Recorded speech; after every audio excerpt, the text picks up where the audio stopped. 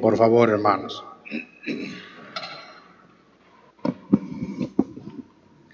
Queridos hermanos, el año litúrgico, es decir, el conjunto de domingos mediante el cual celebramos la fe cristiana, está concebido según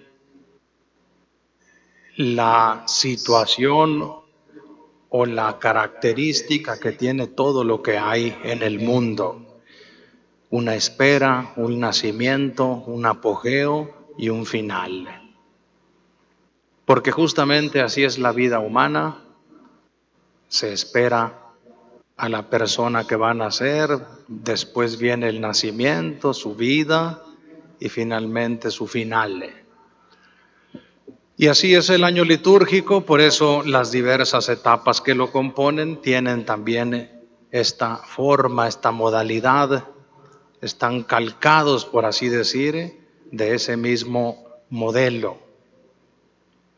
Estamos celebrando con este domingo y con el que viene, que es la coronación, el culmen, con la fiesta de nuestro Señor Jesucristo, Rey del Universo, el final del año litúrgico.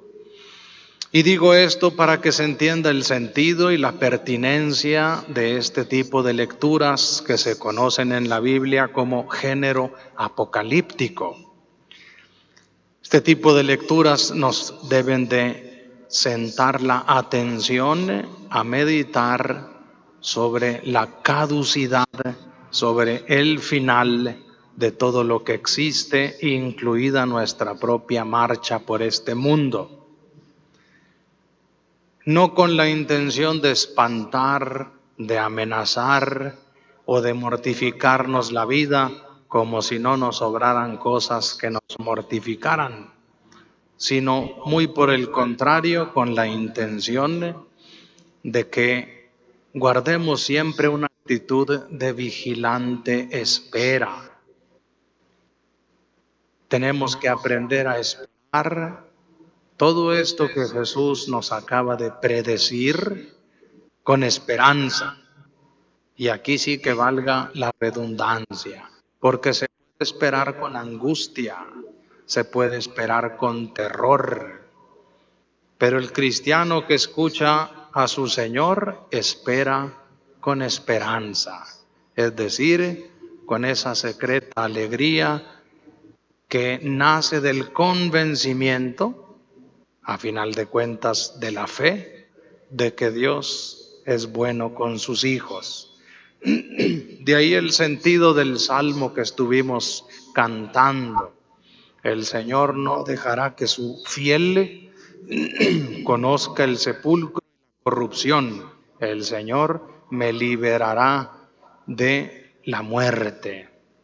Una antigua promesa que se hizo verdad en tiempos de nuestro Señor Jesucristo con su resurrección. Miren cómo hay un esquema muy claro en las lecturas que hemos escuchado. El profeta Daniel es el primero en toda la Biblia en usar esto que se llama lenguaje apocalíptico. Vendrán grandes calamidades, epidemias, plagas, terremotos, y entonces aparecerá entre las nubes del cielo uno como hijo de hombre. A él le sirven todos los ángeles. Ahí estaba una profecía que se hará verdad en su momento cuando el Padre Celestial decida dar final a su creación. Y con ello comienza la plataforma de nuestra esperanza cristiana. Qué diferente saber que el tiempo, el mundo, el destino de la historia está en manos del Padre. A percibir, como lo tenemos muy vivamente percibido en la actualidad, que nadie sabe qué será de nuestra situación, no sabemos qué nueva amenaza toque a nuestras puertas, tenemos un sentimiento profundo de incertidumbre que opaca el brillo que debe tener nuestra vida humana hecha a imagen y semejanza de Dios. Miren cómo el cristiano asienta su vida sobre esta plataforma firme. El Padre Celestial tiene en sus manos las riendas de la historia. El mundo no es un acontecer ciego y sálvese quien pueda. El mundo es plan, proyecto de Dios. Nada pasa sin su permiso. Todo va a apuntar a final de cuentas por el poder de Dios a nuestra salvación. De allí que Jesús en este caso, en el Evangelio de San Marcos, retome también la temática porque es importante dejarla clara.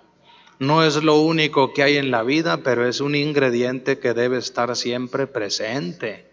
La vida también tiene nacimiento, alegría, días de fiesta, días de trabajo, pero también tiene esta certeza: terminará.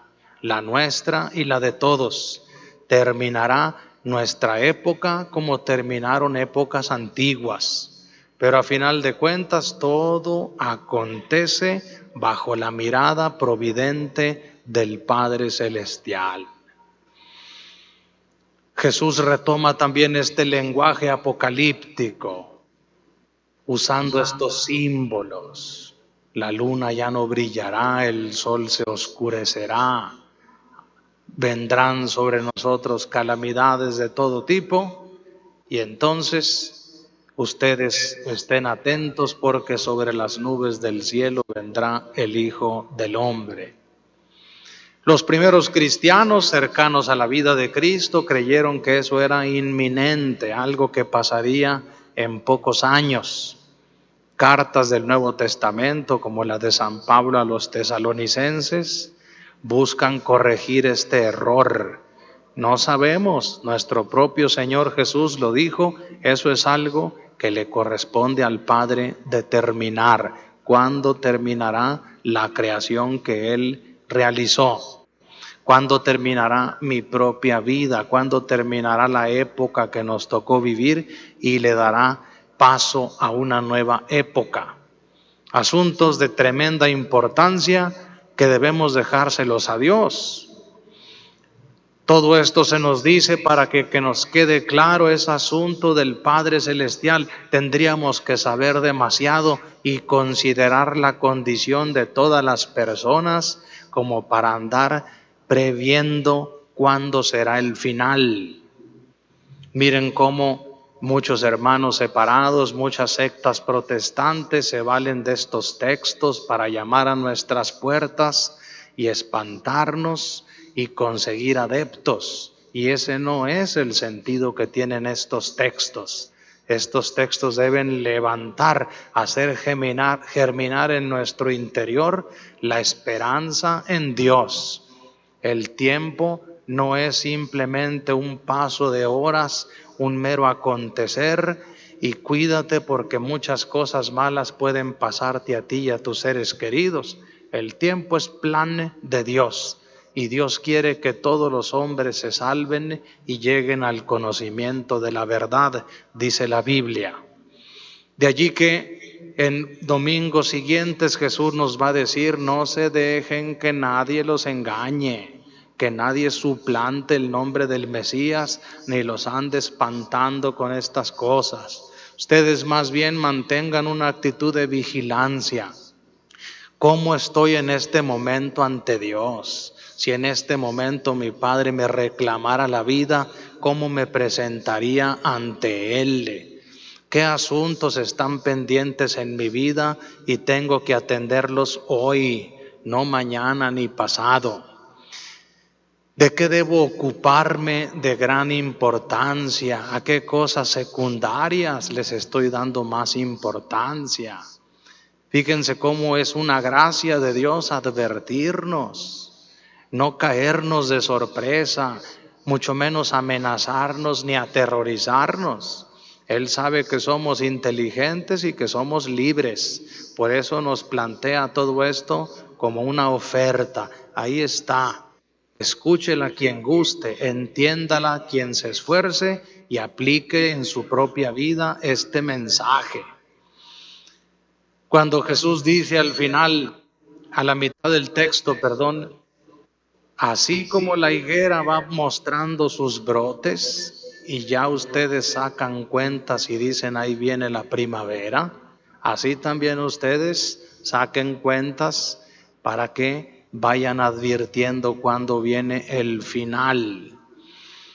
Eso vale para cada época de la historia. Los historiadores nos enseñan que la historia tiene ese acontecer pendular, así como el péndulo de un reloj, de manera que las épocas van llegando de su apogeo a su decadencia, y en esa decadencia se inicia una nueva época. Muchos hablan en la actualidad de un cambio de época, de un fin del tiempo que nos tocó vivir, sumados no solamente la pandemia, sino crisis sobre la persona, sobre la familia, sobre la sexualidad, sobre la vida humana en el nacimiento y en la muerte.